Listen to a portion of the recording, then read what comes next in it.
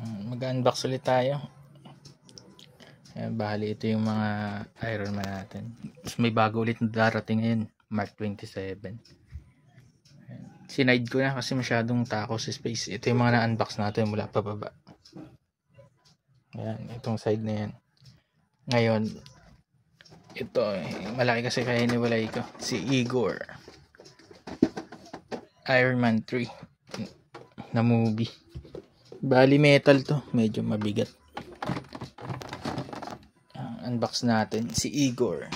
So sunod siguro unbox natin itong mga kalaban. Gusto ko na bang unbox Iron Monger saka Whiplash. Sunod yan. Halos 6 feet lagpas, 6 feet kasi yung taas niyan. Kaya sinahid ko na lang yung paglagay dito sa mga na-unbox.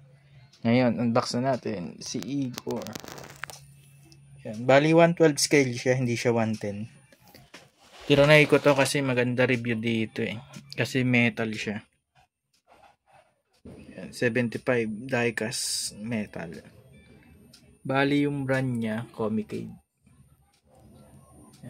Comic Cave Studio Iron Man 3.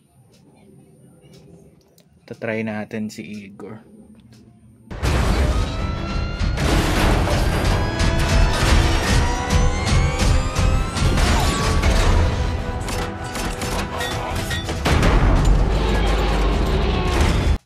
Bali, unbox natin si Igor.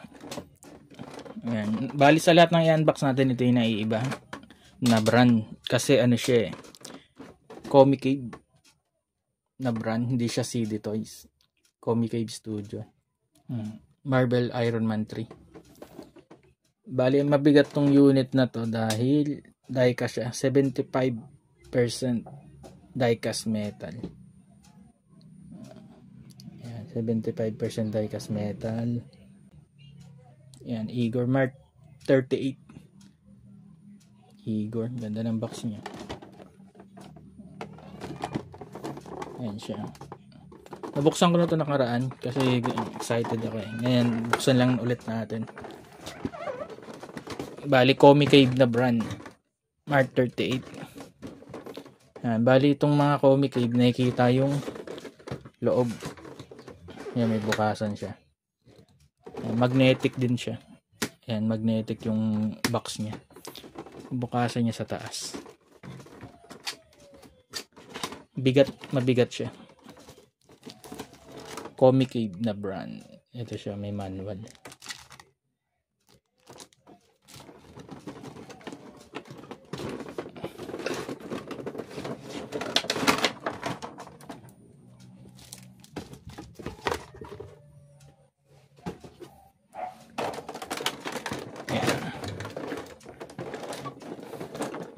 Yan, bali may dalawang set na extra hand siya.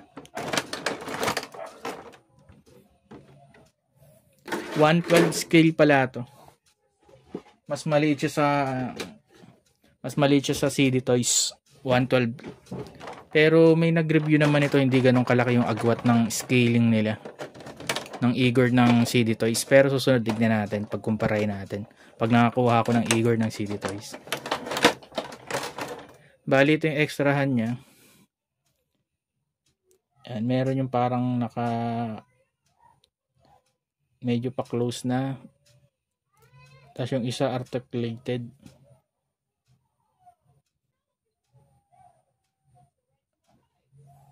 Yan, bali ito articulated siya.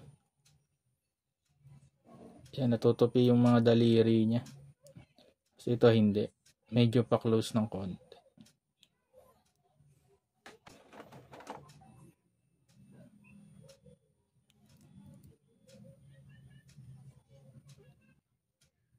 Ang ganda, articulated siya. Sa CD Toys yata hindi ganito yung daliri niya. Parang napapalitan din pero naka-fix yung mga daliri. Hindi articulated. Ito yung pinaka Iron Man natin.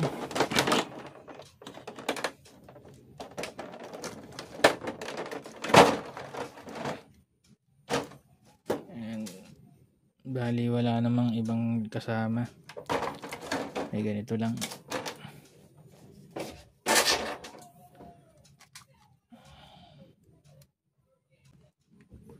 Bali, ito na yung Igor natin. Ang bigat niya. Bali, diecast nga siya. Malalaman mo talagang bakal kasi malamig pag nahawakan mo siya. Iba yung pakiramdam eh. Ang bigat, mabigat talaga. Oh, metal nga. May mga plastic na part siya, pero mas ramdam mo talaga pag hinawakan mo na metal, lalo na tong paa. Ito metal to. Yan, diecast. Yung parang sa mga laruan na kotse na diecast. Ganun yung ginamit nila. Tingnan ko muna. Balitin kasama niyang kamay na isa, naka-close. Close piece siya.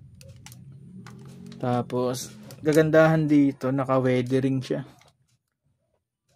May weather effect yung parang pagka-metal yung gawa sa kanya, may weather. Ayan. Kaya yung kagandahan advance. Kaya may decals na design, may lining. Maganda talaga to. Iba talaga yung Comic. Ganda ng details. Maski yung spinal cord niya, gayang-gaya sa movie. Yan, bumubukas din yung likod. Yan, bumubukas din. Kagaya sa movie pinakita. Tapos ito, umaangat din.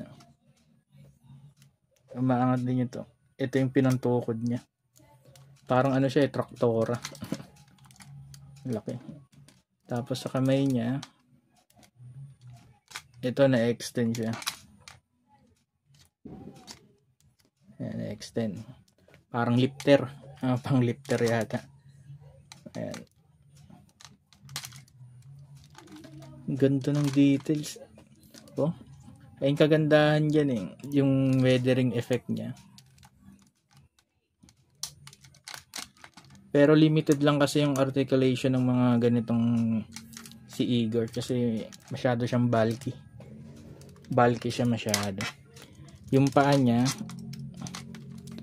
yan, naibababa taas din siya. Mahirap lang ipakita. Ayan, meron din.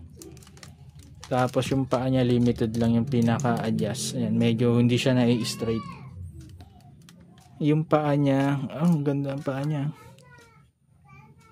Marble, may nakalagay na marble yung sa paa niya. Tapos ayan, may joint pa rin. Tapos ang dami, marami siyang parts. Hindi kagaya sa CD Toys Ayan, nagagalaw din to. Pag ginalaw niya yung paa niya, sumasabay. Yung sa tuhod niya, may spring. Ayan, bumabalik. Yung knee pad. Ayan, na-spring siya. Tapos sa likod, ito gumagalaw. Double joint din siya kaso limited lang talaga yung galaw niya. Shoulder pad, may spring din, pero ito parang plastic to. Tapos hindi lang siya isang shoulder pad, magkapatong yan, gumagalaw.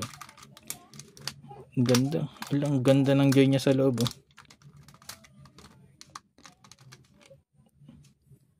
Maganda yung joint nito.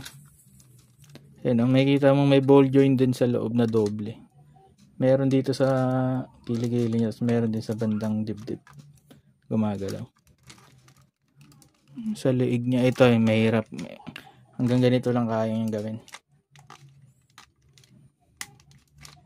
Tapos yung kamay.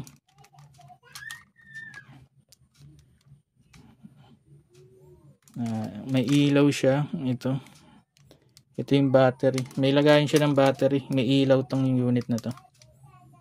Maliit yung battery niya. Buksan natin. May ilaw. Meron yung heart reactor niya, may ilaw. Pero medyo hindi lang ganun ka-details yung heart reactor niya. Meron parang design ng konti. Hindi ko lang alam kung kita dyan. Pero kagandahan sa kanya, LED na siya. Yan. Tapos sa ulo niya, nabubuksan din. Nabubuksan din yung ulo niya. Ayan, may battery din siya. Umiilaw din. Yan. Ilaw din yung mata niya. Ang ganda nito. Bigat nga lang, nakakangawit. Sukatin natin siya.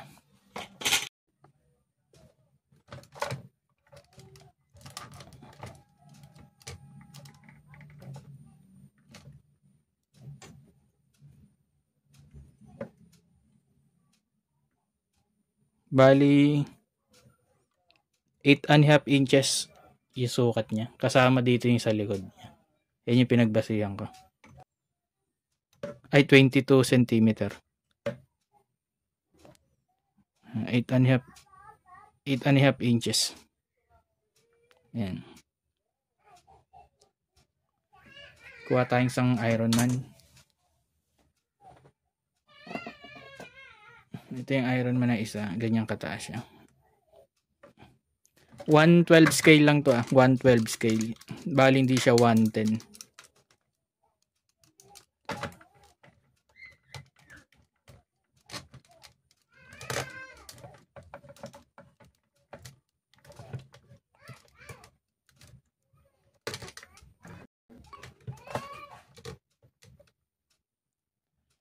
Ayan yung pagkumpara natin. Yan yung scale difference niya sa Iron Man na 7 inches. Walang alam gaano kalaki yung CD Toys, pero kung makabili tayo, mapapagkumpara natin yung dalawa. Para may size comparison kayo. Mamaya pagkumparahin natin, gagawa tayong video na magkasama lahat. Palitan ko yung kamay. Bali, ilalagay natin kamay sa kanya yung articulated. Itong articulated lalagay natin.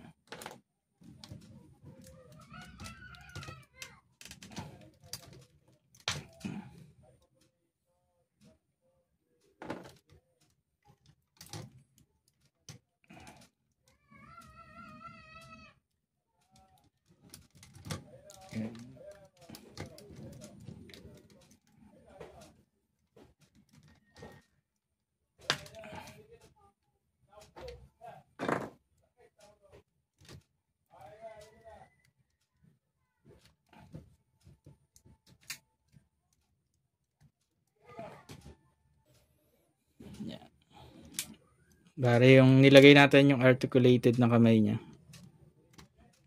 Yan.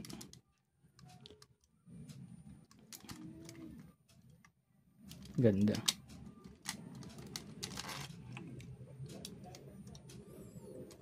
Ito yung advantage nito, tas metal. Maganda yung quality talaga. Ano mo, parang premium talaga yung quality niya pag metal.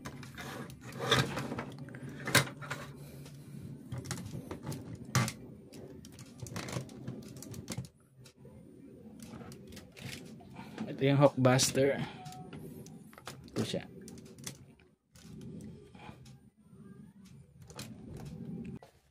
Yan, Hulkbuster saka Igor. Yan, pinagsama ko.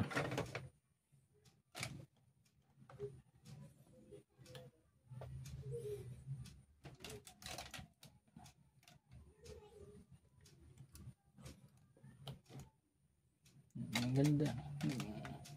Ang ganda nito ang display itong mga to. Yung ayaw ko lang dito siguro yung battery, hindi pa nila ginawang USB. Para pwede ko nang isaksak direkta, hindi nalulubat.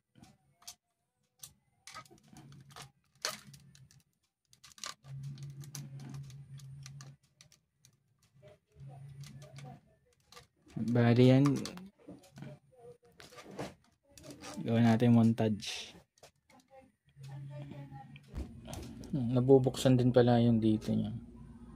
May spring.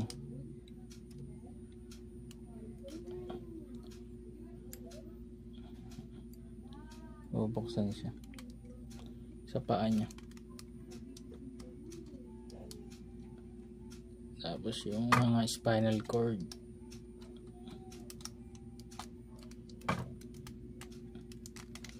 Ayan yung siko niya.